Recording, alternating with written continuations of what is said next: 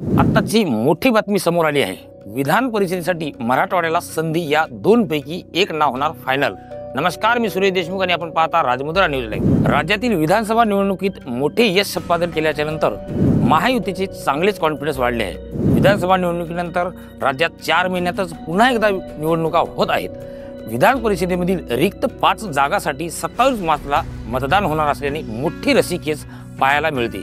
त्यामध्ये भाजपचे 3, राष्ट्रवादी काँग्रेसचे अजित पवार गटाचे 1 तर एकनाथ शिंदेच्या शिवसेनेच्या वाट्याला 1 जागा येणार आहे। या जागासाठी महायुतीमधील 3 पक्षात इच्छुकांची मोठी संख्या आहे। यातच आता भाजपच्या एका जागेसाठी मराठवाड्यातील या दोनपैकी एका नावावर शिक्कामोर्तब होणार आहे।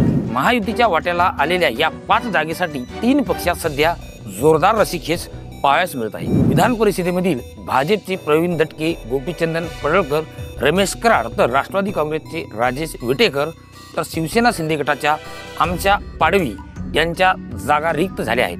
त्यामुळे या जागेवर वर्णी लागावी यासाठी तिन्ही पक्षामध्ये चुरस सुरू आहे। राष्ट्रवादी काँग्रेसकडील एकाच जागेसाठी जवळपास 100 जण इच्छुक असल्याने त्यांच्याकडील नाव लवकरच फायनल होणार आहे। दुसरीकडे भाजपच्या वाट्याला आलेल्या 3 जागांसाठी अनेक जण इच्छुक आहेत। विदर्भामधील मध्य नागपूर विधानसभा मतदारसंघातून प्रवीण दटके विजयी झाले आहेत। त्यामुळे या रिक्त झालेल्या जागेवर विदर्भातील एका नेत्याची वर्णी लागण्याची शक्यता आहे। या जागेसाठी मुख्यमंत्री देवेंद्र फडणवीस यांचे निकटवर्ती आणि मानद सचिव यांना संधी मिळेल अशी चर्चा चांगली रंगली आहे। परंतु भाजप श्रेष्ठीकडे माधव भंडारी, दादाराव केचे, अमरनाथ राजूकर या तिघांची नावे निश्चित करण्यात आल्याची माहिती समोर येत असली तरी ऐनवेळी मराठवाड्यातील जागेसाठी नांदेडऐवजी लातूर अथवा धाराशिव जिल्ह्यातील एकाची वर्णी लागण्याची शक्यता आहे। मराठवाड्यातील रमेश कराड यांच्या एका जागेसाठी लातूर जिल्ह्यातील अर्चना पाटील चाकूरकर अथवा बसवराज पाटील मुरुमकर या दोघांपैकी एक नाव फायनल होण्याची शक्यता अधिक आहे। नुकत्याच झालेल्या विधानसभा निवडणुकीत अर्चना पाटील यांना लातूर शहर मतदारसंघातून अल्पशा मताने पराभव स्वीकारावा लागला होता। त्यामुळे या रिक्त जागेसाठी त्यांना संधी मिळण्याची शक्यता आहे। त्यांच्या नावाची चर्चा दिल्ली दरबारी सुरू आहे। तर दुसरीकडे त्यांना विधानसभेसाठी उमेदवारी देण्यात आली होती। त्यामुळे हायकमांड काय निर्णय घेणार याकडे लक्ष लागले आहे। दुसरीकडे याच जागेसाठी धाराशिव जिल्ह्यातील माजी आमदार बसवराज पाटील मुरुमकर यांचे नाव चर्चेत आहे। त्यांनी लोकसभा निवडणुकीपूर्वी विधान परिषदेला संधी देण्याच्या अटीवर काँग्रेस सोडून भाजपमध्ये प्रवेश केला होता।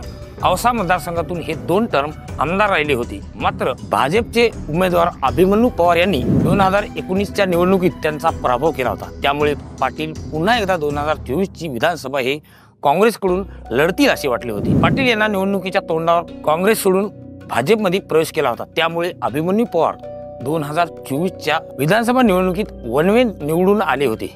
त्यामुळे त्यांची परतफेड करण्याची संधी अभिमन्यू पवार यांच्याकडे चालून आली होती। त्यामुळे पवार यांनी त्यांची ताकद मुंबई दरबारी लावली असून बसवराज पाटील यांना संधी मिळण्याची शक्यता अधिक आहे।